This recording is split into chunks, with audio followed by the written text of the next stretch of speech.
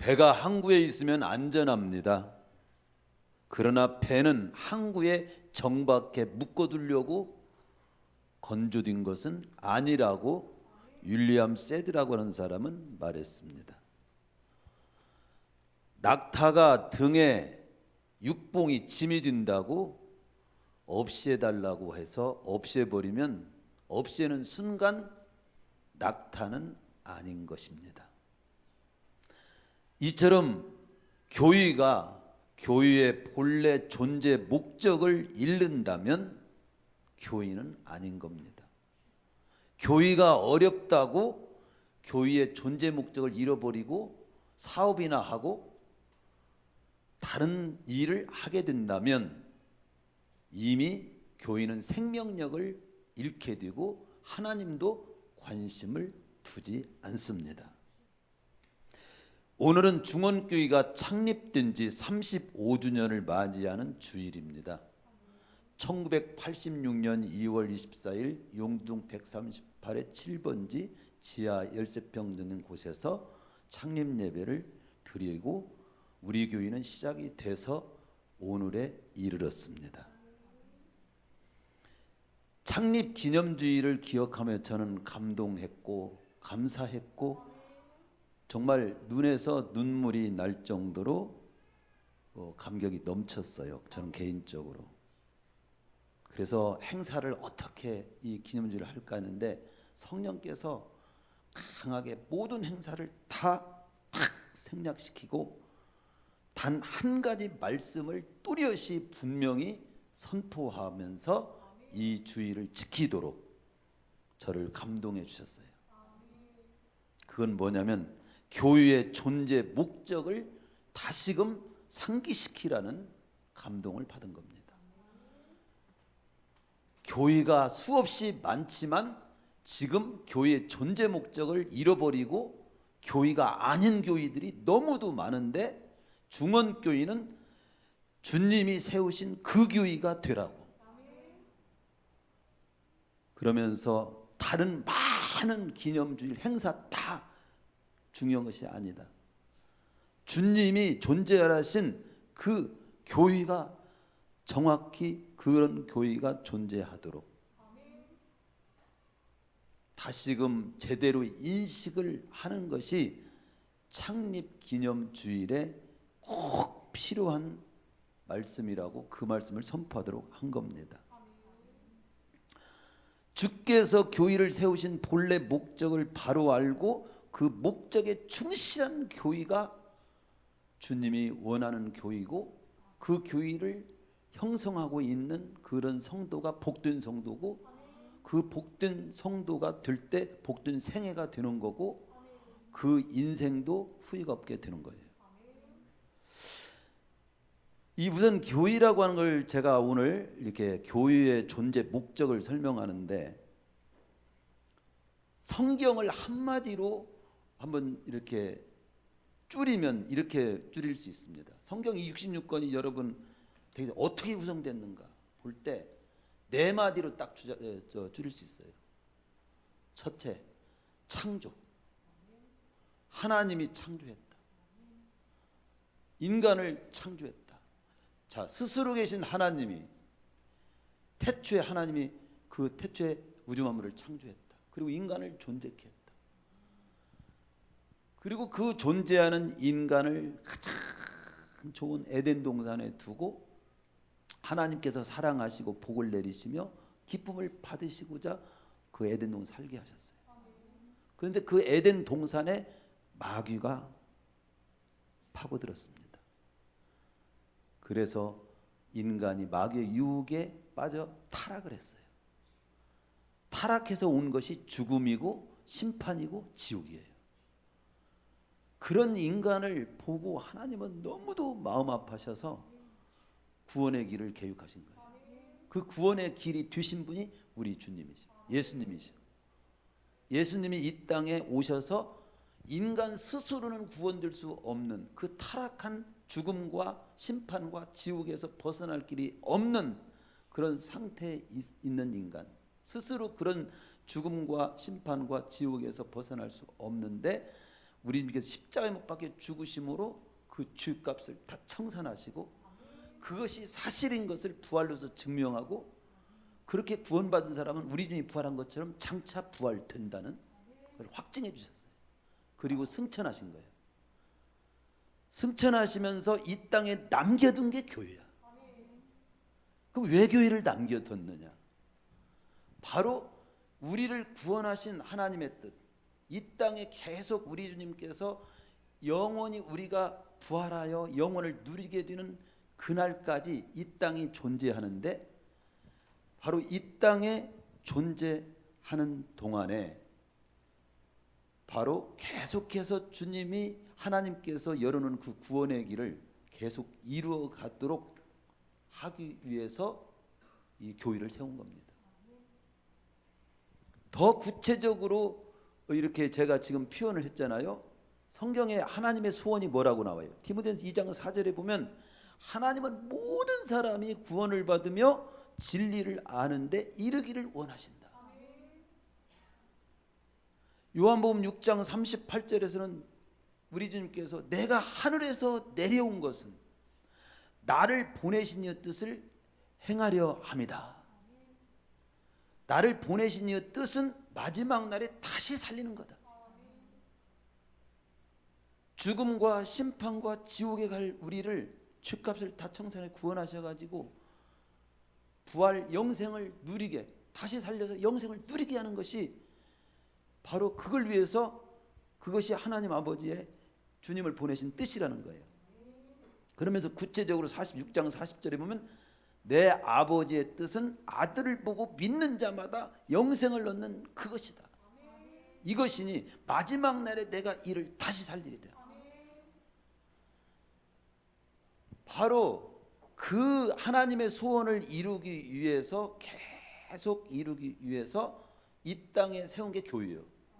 마태복음 16장 18절에 내가 반석 위에 내 교회를 세우니, 내가 묵도 시간에도 읽어드렸고 오늘 성경 봉독도 지금 읽어드렸죠.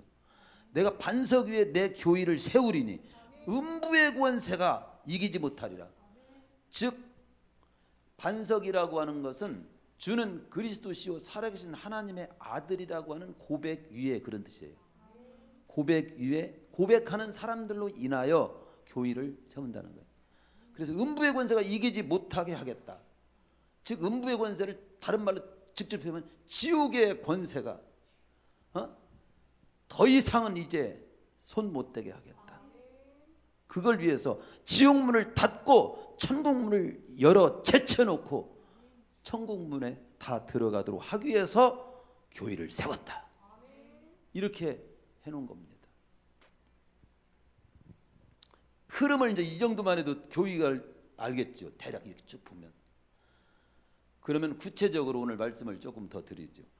첫 번째, 성경에서는 교회를 무엇라고 말하느냐. 이 오해가 많단 말이죠. 교회에 다닌다고 하는 사람들조차도 이게 잘 오해를 하고 핵심을 모르고 방향이 이렇게 초점을 잘못 맞춘 경우가 많기 때문에 이 문제를 간단히 짚고 넘어가면 교회를 뭐라고 하느냐. 단순하게 말하면 교회는 건물이 아니고 사람을 말합니다. 무슨 뜻입니까? 많은 사람들은 일반적으로 교회라고 하면 교회 건물을 생각해요. 그러나 건물은 교회 당이고 예배 당이지 주님이 말씀하는 교회는 아닌 거예요. 오히려 교회를 위해서 부차적으로 환경적인 그런 예배당, 교회당이 있는 것이지. 교회란 예수님을 그리스도로 고백하는 성도들의 모임이 교회야.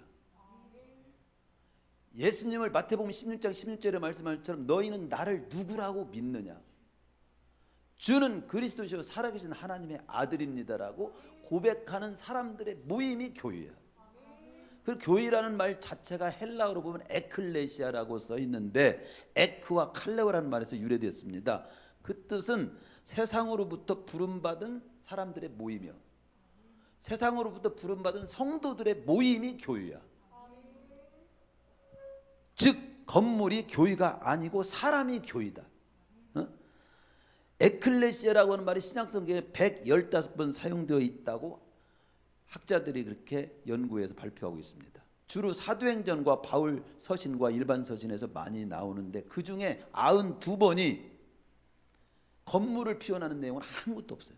지역에 있는 성도들의 모임을 의미하는 말로 쓰여지고 있습니다. 대표적으로 한 구절을 제가 소개한다면 교회라는 말을 쓸 때 마태복음 18장 17절에 보면 만일 그들의 말도 듣지 않거든 교회에 말하고 교회의 말도 듣지 않거든 이방인은 세례와 같이 여기라. 건물이라면 교회에 말한다는 말을 쓸 수 있어요? 건물한테 교회 우리가 말합니다. 건물 들으시옵소서. 들으세요. 교회에 말한다는 말이 뭐냐면 교회 공동체를 이루고 있는 성도들에게 말한다는 뜻이에요. 교회 공동체를 이루는 회중을 말하는 겁니다. 즉 중요한 건 교회라는 건물이 아니라 하나님의 백성들이라는 점입니다. 사람이라는 점입니다. 주님께서 교회를 세우라 할 때 건물을 지으라는 의미는 아니었다는 것입니다. 예배를 드리기 위한 장소로서 예배당이 부차적으로 있을 수 있고 필요하지요. 그렇지만 주님께서 교회를 세우려고 했을 때는 예배당 건물을 최대한 많이 세워라 이런 뜻은 아니야. 그걸 잘 이해해야 됩니다. 그래서 교회가 잘못하면 교회 크게 건물 크게 짓고 그리고 또 주차시설 좋게 하고 예배당 땅 많이 확장하고 이게 교회 부흥인 줄 알아. 그러나 진정한 교회 부흥은 그런 환경이 받쳐주고 우리가 필요할 수는 있어도 본래 교회를 부흥한다, 교회를 세운다 할 때는 건물적인 것이 아닙니다. 그걸 잘 배워야 돼요. 예배당을 세우는 것하고 교회를 세우는 것은 다릅니다. 우리는 교회를 세워야 돼요. 주님은 교회를 세우라고 하셨지 예배당 건물을 세우라고 하시지는 않았어요. 그렇지만 교회를 세우기 위해서 교회를 세우는 일을 잘하기 위해서 환경적인 것을 갖출 때 2차적으로 교회당, 예배당 이런 것을 이제 우리가 세우는 것뿐이죠. 종교의식을 행하는 건물은 다른 종교에서는 불교에서는 더 호화롭게 하고 다른 종교에서 더 호화롭게 하고 예를 들어서 어느 장로님이 평생 소원이 교회 세 개를 세우는 거라고 그래요. 그동안 2개를 세웠고 이제 한 교회만 세우면 되는데 그것을 위해서 돈을 모으기 위해서 집안 형편도 괜찮지만 자기는 은퇴도 했지만 학원버스 기사로 일한다는 거예요. 그분이 교회를 세운다는 말을 지금 뭘로 알고 있는 거죠? 건물을 세우는 거. 그것도 필요하지요. 그렇지만 건물을 세우되 핵심은 뭐예요? 진정으로 주님이 세우라는 교회를 세우기 위해서 그 건물을 필요로 하니까 그 건물에 헌신하겠다는 말이 맞아. 그런데 주님이 세운 교회를 세우라고 하는 말을 모른 채 교회 건물을 세우는 것이 주님이 세우는 교회를 세우는 거라고 착각하고 거기에 헌신한다면 죽어라고 헌신하고 초점을 잘못 맞출 수가 있어요. 잘 들으셔야 됩니다.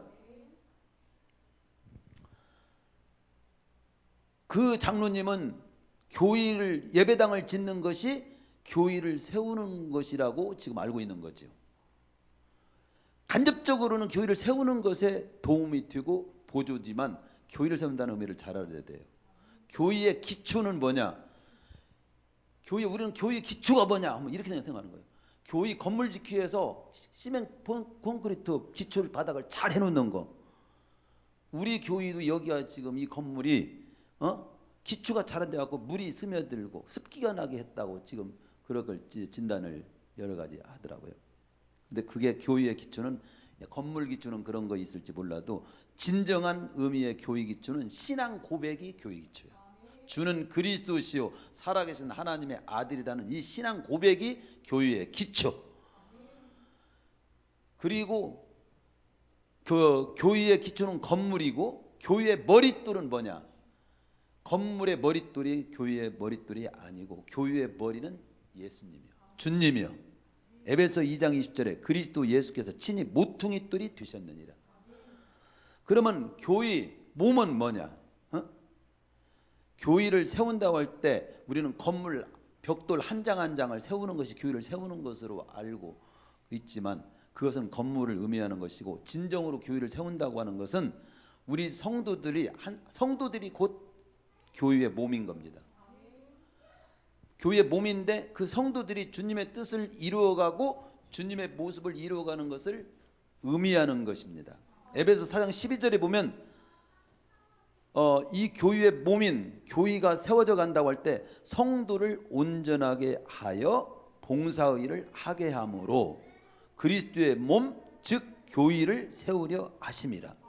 그러니까 이게 무슨 말입니까? 성도 한 사람 한 사람이 말씀으로 양육받고 온전하게 성장해서 주님의 뜻을 잘 이루어가는 삶을 잘 살아가게 되는 거, 그게 교회 성장이에요. 어느 교회는 성도 한 사람이 구원받는 것은 관심 없다고 할 수는 없지만, 예를 들어서 좀 극단적으로 표현하면 그 성도가 구원받아서 구원받은 자로서 잘 살아가게 하는 일은 조금 잘 모르고 건물 막 크게 짓고 땅 많이 확보하고 그래 커피숍도 만들어 놓고 막 이렇게 하는 일에 내어드렸으면 그게 성도가 참 좋은 성도다.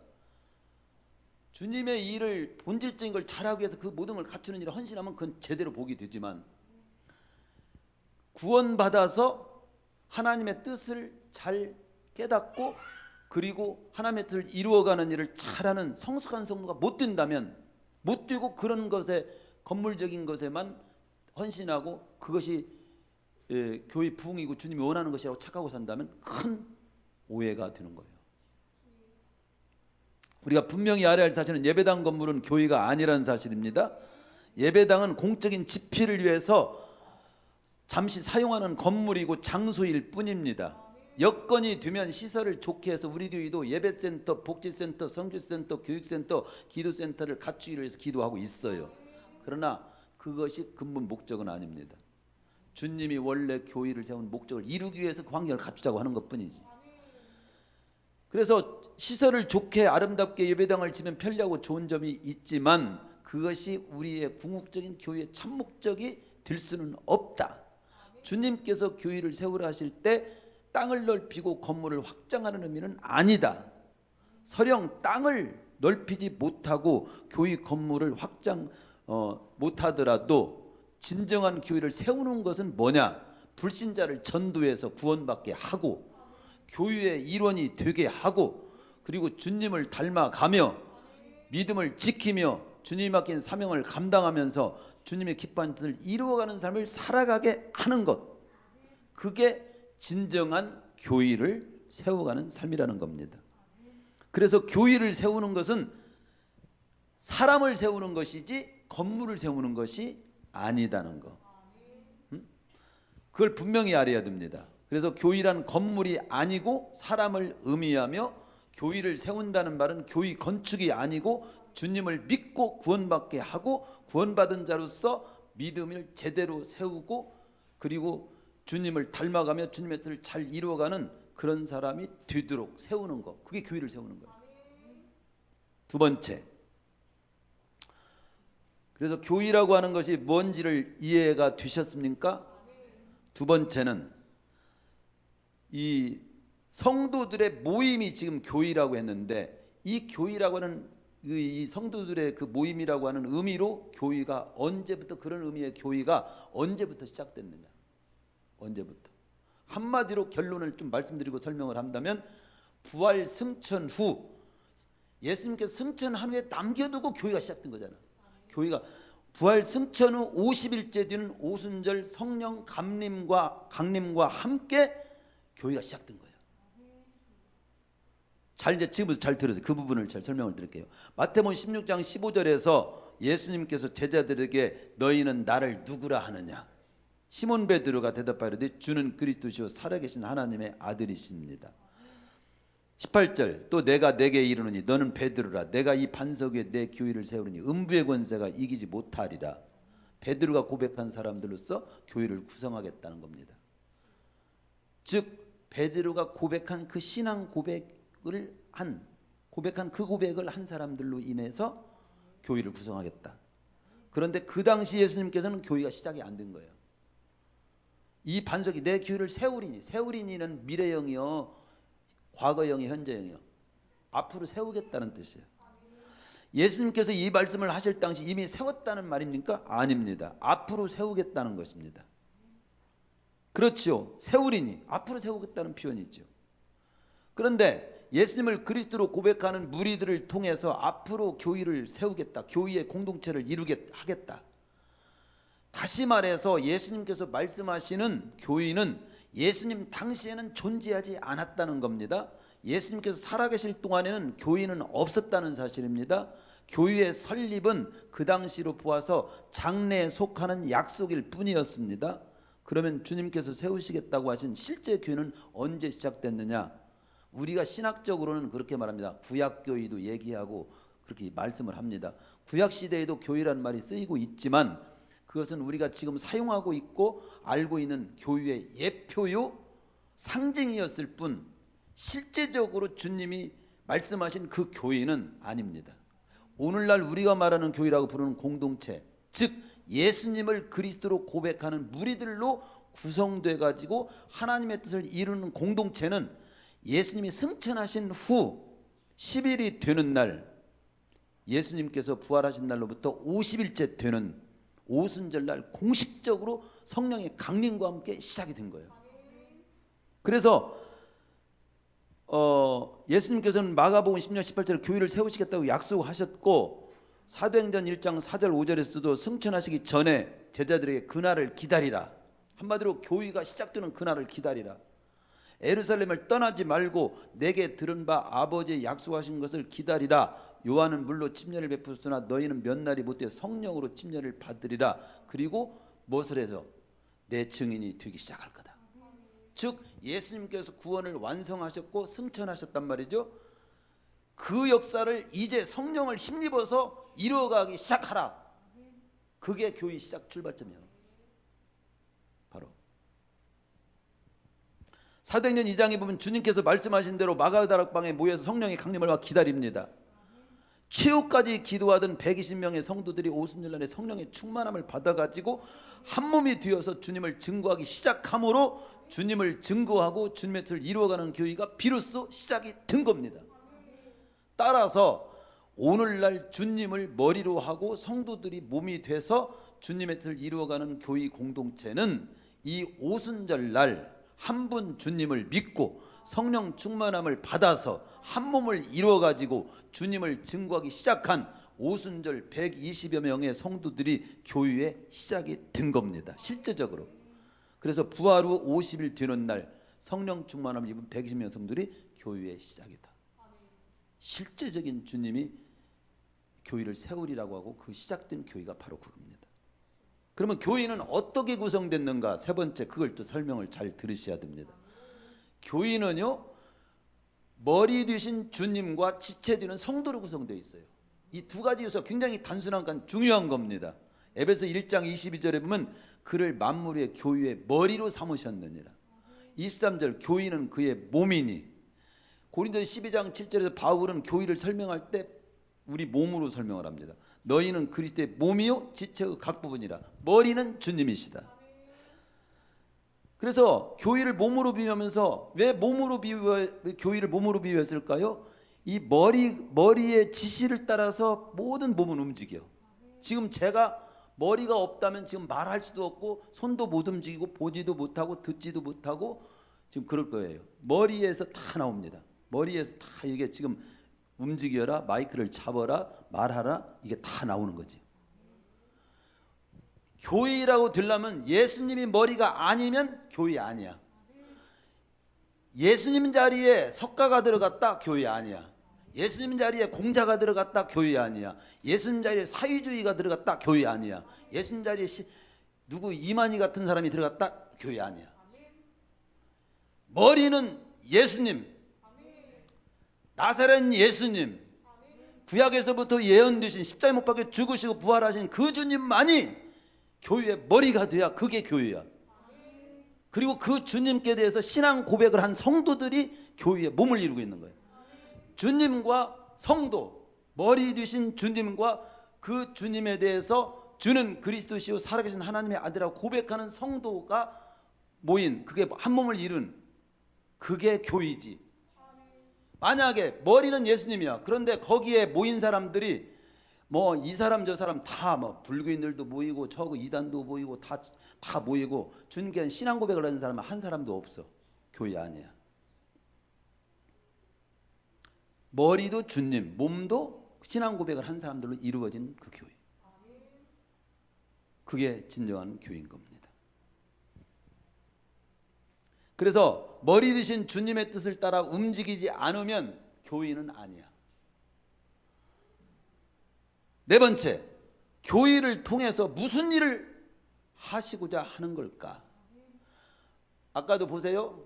성경이라고 하는 것은요, 딱 한마디로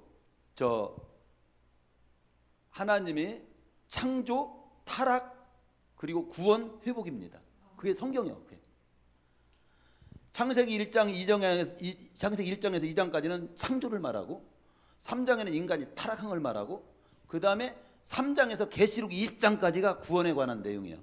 그리고 마지막 계시록 21장에서 22장까지가 회복, 하나님 나라, 영원한 하나님의 나라, 부활과 영생, 영원히 누릴 그 하나님 나라가 있음을 보여주는 것으로 성경 끝나는 겁니다. 그런데 우리 주님께서 구원을 이 땅에서 십자가 못 박혀 죽으시고 그리고 구원을 이루시고 승천하셨단 말이에요. 승천은 교회를 세운 거예요. 교회를 세웠으면은 아까 이 교회를 통해서 이제 주님의 뜻을 이루어가는, 머리 되신 주님의 뜻을 이루어가는 곳이 교회여야 된단 말이죠. 대체 어떤 뜻을 이루기 위한 거냐라고 할 때는 크게 핵심적인 것은 아까 하나님 아버지의 소원이 뭐라고 했어요? 요한복음 6장 38절에 보면 아들을 보고 믿는 자마다 영생을 얻는 이것이니, 그 주님의 뜻을 잘 받들고 나가는 그 모임이 교회란 말이죠. 그걸 잘 받들고 나가야 되는 거예요. 그러나 더 구체적으로 이 교회를 통해서 이루어지가는 뜻을 5대 기능으로 표현을 한 것입니다. 그래서 교회를 통해서 무슨 일을 이루어가시고자 하는 걸까? 이 부분이 굉장히 중요합니다. 이 부분이 약하면, 이 부분이 분명하지 않으면 교회는 교회되지 못해요. 생명력을 잃어요. 교회가 엉뚱한 일을 하고 있는 거예요. 교회가 어렵다고 다른 사업을 하면 안 돼요. 제가 여기에서 제시하는 교회의 기능에 집중해야지. 교회가 어렵다고 무슨 세상처럼 돈 버는 사업을 자꾸 만들어내고, 아닙니다. 어려워도 굶어 죽어도 교회 존재하는 원래 목적을 따라서만 존재해야 돼요.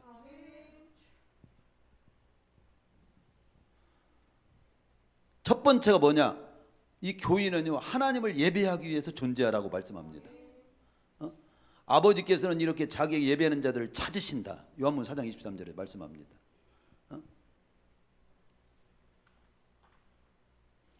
전도서 12장에서 하나님, 우주 만물을 창조하신 하나님,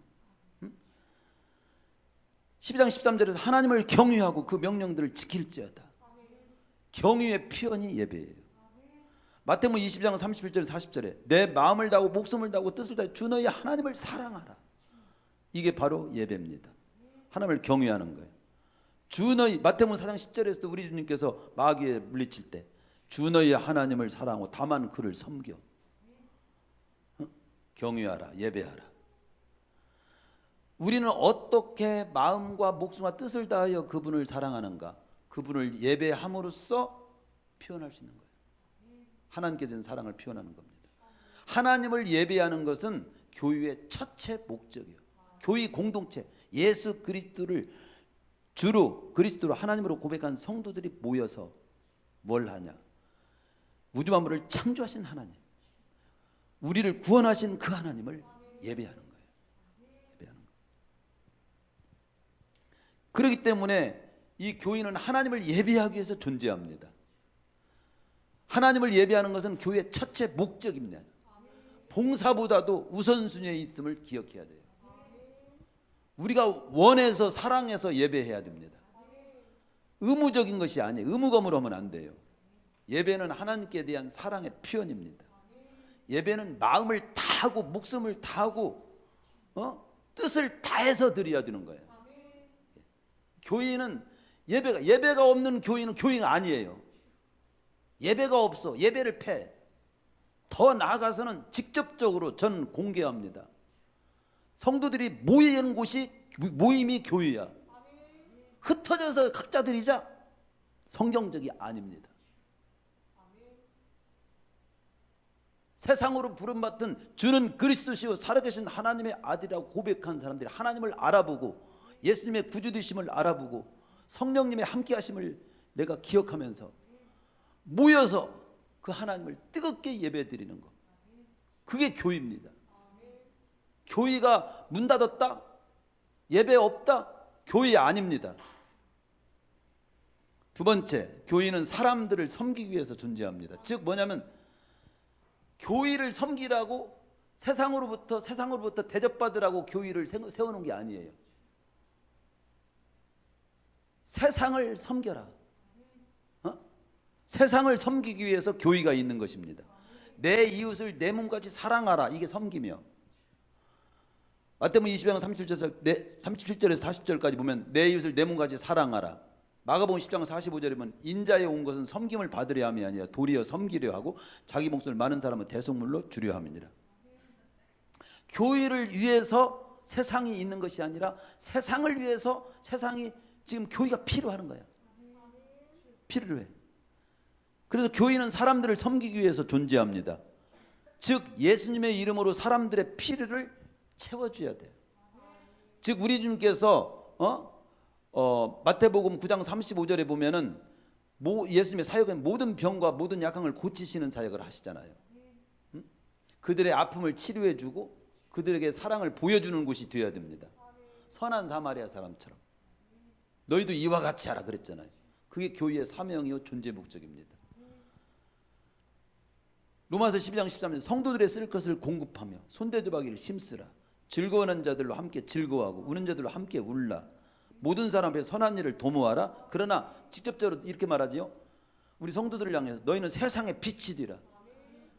어디에서 빛이 되라? 세상의 빛이 되라. 소금이 되라. 어디에서? 세상의 소금이 되라. 하늘의 밀을처럼 너희들이 썩어야 돼. 그리스도의 진한 향기를 풍기는 그리스도의 편지가 돼야 돼. 향기가 돼야 돼. 그리고 모든 사람이 읽을 수 있도록 편지가 돼야 돼. 하나님을 알려주고 천국도 보여주고 하나님도 보여주고 하나님의 이 축복된 길이 어떤 것인지를 우리를 보면 알 수 있도록. 교회는 세상을 섬기기 위해서 존재합니다. 내 이웃을 내 몸같이 사랑하기 위해서 존재하는 거죠. 세 번째, 교회는 이제 여기는 핵심이지만 온천하의 복음, 즉 예수님의 그리스도이심을 전하기 위해서 존재하는 거예요. 전도. 마태복음 28장 19절 너희는 가서 모든 족속으로 제자를 삼아. 이것은 예수님을 그리스도로 믿게 하여 그들로 구원을 얻도록 하라고 해석을 할 수 있습니다. 왜 그러냐? 사도행 2장 41절에 보면 거기에 보면 그 말을 받은 사람들은 침례를 받음에 이날에 제자의 수가 3,000이라 돼요. 그 말을 뭔 말을 받았어? 예수님을 그리스도 되신다는 사실을 듣고 믿게 된 거. 그런 사람들 제자라고 말했거든요. 제자 삼으라 이 말은 예수님을 그리스도 되심을 전해서 그리스도를 믿고 영접해서 하나님의 자녀가 되도록 하라. 그 의미가 제일 핵심적인 1순위야. 다른 거 뭐 교육 많이 가르치고 교육 받은 사람이 제자다. 그런 의미로 제가 생각하는데 실질적인 것은 예수님을 그리스도로 믿게 하는 거, 믿게 해서 그들로 구원받은 사람들로 살게 하는 거. 살게 된 사람들이 이렇게 제자인 거죠. 사도행전 5장 42절에 보면은 이 초대교회 성도들은 딴 거 없어요. 날마다 성전에 있든지 집에 있든지 예수는 그리스도라고 가르치기와 전도하기를 그치지 않았다. 이게 교회에 속한 성도들의 삶의 모습이요. 교회가 하는 일이란 말이죠. 디모데전서 2장 4절 하나님은 모든 사람이 구원을 받으며 진리를 알게 이르기를 원하신다. 요한복음 6장 38, 44 아까도 읽어드렸지만은 내가 하늘에서 내려온 것은 내 뜻을 행하려 함이 아니요 나를 보내신 이의 뜻을 행하려 함이니라. 그 뜻이 뭐냐? 나를 보내신 뜻은 내게 주신 자 중에 내가 하나도 잃어버리지 아니하고 마지막 날에 다시 살리는 이것이니라. 내 아버지의 뜻은 아들 즉 예수님을 보고 믿는 자마다 영생을 다 얻게 하는 거다. 예수님이 누군지를 알고 예수님이 구주이신 그리스도인 걸 알고 그분을 믿고 영접해서 하나님의 자녀가 되고 구원받고 그래서 영생을 얻게 하는 것이 하나님 아버지의 유일한 소원이야. 교인은 그래서 불신자를 향하여 가서 복음을 전해주는 그 사명이 있는 겁니다. 전도의 임무는 너무도 중하기 때문에 주님은 각 복음서에 한 번씩, 그리고 사도행전에 한 번 전 세계에 구원의 메시지를 전하라고 명령을 다 기록해 놓은 걸 볼 수 있습니다. 마태복음에 28장, 마가복음 16장, 누가복음 24장, 요한복음 20장, 사도행전 1장 8장. 이 세상에서 복음보다 귀하고 기쁜 소식은 없습니다. 그리고 교인은 성도의 교제를 위한 공동체입니다. 즉 이게 무슨 말이냐면요, 아버지와 아들과 성령의 이름으로 침례를 주라 했을 때 침례는 성도의 교제, 교회의 소속을 의미하는 그 의미가 들어있어요. 침례라고 하는 의식은 주님의 죽음과 부활을 상징하는 의식이지만 그 단순한 의식이 아니에요. 그리스도의 몸과 하나됨을 표현하는, 상징하는 겁니다. 교인은 침례받고 한 교회의 지체가 된 그런 공동체가 교회예요. 그래서 주님의 한 피바다 한 몸을 이루는 형제와 같은 사랑의 교제권 안에 들어온 사람들의 모임이란 말이죠. 그래서 예수님을 그리스도로 믿고 영접하여 침례를 받은 사람들만이 주님의 피를 상징하는 성찬에 참여할 수 있는 거예요. 아무나 참여 못해요. 이 성찬에 참여하는 자는 주님의 피를 나눈 형제자매요. 우리가 육신의 어머니의 부정무혈을 함께 타고나 가지고 형제가 되잖아요. 근데 하나님의 형제 자매 한 가족이 되려면 예수님을 그리스도로 믿고 영접한 사람들, 주님의 피를 나눈, 그게 성도들이에요. 그래서 주님의 몸을 이루고 있는 교회 성도들은 서로 뜨겁게 사랑하며 위로하고 격려하는, 그래서 교회란 뭐냐, 주님을 똑같이 구주로 믿고 영접해서 하나님의 자녀가 된 성도들의 사랑 공동체야. 함께 모든 걸 함께하는 사람들의 모임, 그게 교회예요. 제가 이야기 하나 생각나는 것이 있는데, 그저께인가 이런 내용이 있더라. 친구에 대한 얘기를 하나 읽었는데 거기에 이런 내용이, 너무도 친한 친구가 있었어요. 근데 함께 전쟁에 출전하게 됩니다. 근데 친구 중 한 명이 적탄에 맞고 사선에 쓰러졌어요. 소대장이 막 만류에도 불구하고 적탄에 막 쓰러져 있는 그 포탄이 막 총알이 빗발치는 그곳에 다른 친구가 막 뛰어갑니다. 그 친구 역시 막 총탄에 이렇게 맞아가면서 헐떡이면서 다시 돌아왔어요. 그러니까 소대장이, 자네 친구는 어떻게 됐는가? 죽었는가? 그리고 막 물어, 왜 그렇게 무모한 일을 당하는 자네는 하는 건가? 막 다그치는 질문에 이 친구가 이렇게 말을 합니다. 한참 침묵하면서 눈물을 흘리면서, 저는 큰 어둠을 제가 얻고 왔습니다. 뭔데? 이거 하면서 이렇게 쳐다보니까 그 친구가 숨지면서 저에게 말을 하더군요. 네가 올 줄 알았어. 그 말이에요. 저는 이 말을 들으면서 성도들의 모습이, 성도가 하는 모습이 이래야 된다. 주님이 기뻐하시는 모든 일에 너는 올 줄 알았어. 예배의 자리에 너는 올 줄 알았어. 기도의 자리에 너는 올 줄 알았어. 주님의 십자가의 죽음과 부활을 증거하는 자리에 너는 올 줄 알았어. 주님의 뜻을 이루는 일에 헌신하자고 외칠 때 그 헌신의 자리에 너는 올 줄 알았어. 저는 그렇게 적용이 되더라고요. 이게 성도예요.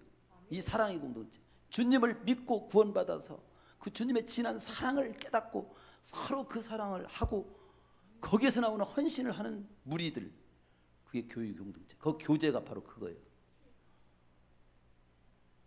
왜 너는 그렇게 무모하게 그렇게 너 교회에 미쳤어? 왜 그렇게 돈을 갖다 바쳐? 너 때문에 살림 못 얻었다. 너 지금 교회가 너 때문에 우리 집이 네가 안 되는 것 같아요. 교회 그만 나가.